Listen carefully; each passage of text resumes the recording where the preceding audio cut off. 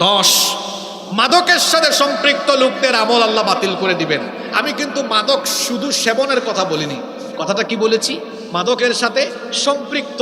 অনেক লোক মাদক নিজে সেবন করে না, কিন্তু পাসিং করে। কি করে? গতকাল আপনাদের মাহফিলে রাতে আমি আসছিলাম না, আসার সময় একটা ঘটনা ঘটছে কলারুয়ায়, শুনেন না, আমার চোখের সামনে কালকে রাতে যা ঘটলো। আমি আসতেছিলাম, আমাকে 4টা মোটরসাইকেল ওভারটেক করে সামনে যায়। এর মধ্যে পুরা রং সাইডে একটা সাদা প্রাইভেট কার এসে এই চারজনের সামনে আসে। আমরাও ওখানে গিয়ে হার্ট ব্রেক করছি, মনে মনে বলতেছে আর এই কাজটা কে করলো, পুরা উল্টা রুট থেকে আসছে। এখন যারা গাড়িতে ছিল মাথা নিচু করা ছিল, যখন গাড়ি ব্রেক করেছে ওই সাদা গাড়ি, সাথে সাথে ওখান থেকে কিছু লোকজন বের হলো, দেখলাম তাদের হাতে রাইফেল আছে। পরে দেখলাম এরা তো বিজিবি, এদেরকে অ্যারেস্ট করছে, মাল পাইছে এদের কাছে। কি পাইছে? তাদের অপারেশন সিস্টেমটা খুব ভালো লাগলো আমার কাছে।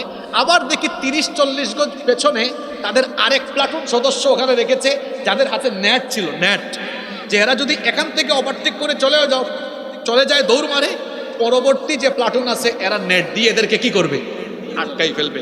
এই যে 4-5টা ছেলে এদিক থেকে গেল, আমার চোখের সামনে এদেরকে গ্রেফতার করলো, কালকে ধরলো, আটকালো।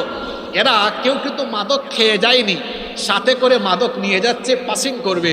আল্লাহ রসুলের জন্য বলেছেন মাদকের সাথে সম্পৃক্ত লোকেরা এরা জাহান্নামী, এদের আমল বাতিল। মাদকের সাথে পাসিং প্রশাসনে আছে ওই ব্যক্তিও হতে পারে, কিভাবে? কিছু খেয়ে পাস করে দিল, ওই যে টেকনাফের ওসি প্রদীপ। আবার কিছু লোক আছে সাদা পায়জামা সাদা পাঞ্জাবি পরে দিনের বেলা এসে বক্তৃতা করে, ব্যানারে পিছনে লেখা থাকে মাদক বিরোধী সমাবেশ।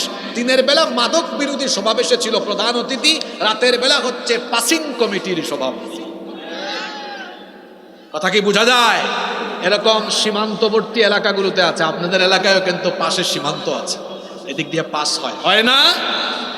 3 দিন আগে অ্যাক্সিডেন্ট হয়েছে বেনাপোল রোডে, আমাকে ওভারটেক করে এই প্রাইভেট কার এসেছে। আপনারা হয়তো ফেসবুকে বা সোশ্যাল মিডিয়াতে দেখেছেন, একটা গাড়িতে 2 জন গাছের সাথে ধাক্কা খেয়ে স্পট ডেথ হয়েছে।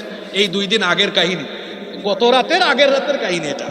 পরে পুলিশ ওখানে ছিল, আমরা জিজ্ঞেস করলাম কি, কয় মাতাল হয়ে আসছে বেনাপুল থেকে, মানে খায়া দেহে আইসা এই কামড়, কোনো গাড়ির সাথে না, একদম সরাসরি গাছের সাথে। যাই হোক, দুনিয়ায়ও ক্ষতি আছে, আখেরাতেও ক্ষতি আছে। তাহলে মাদকের সাথে সম্পৃক্ত লোকদের আমল বাতিল করে দিবেন কে?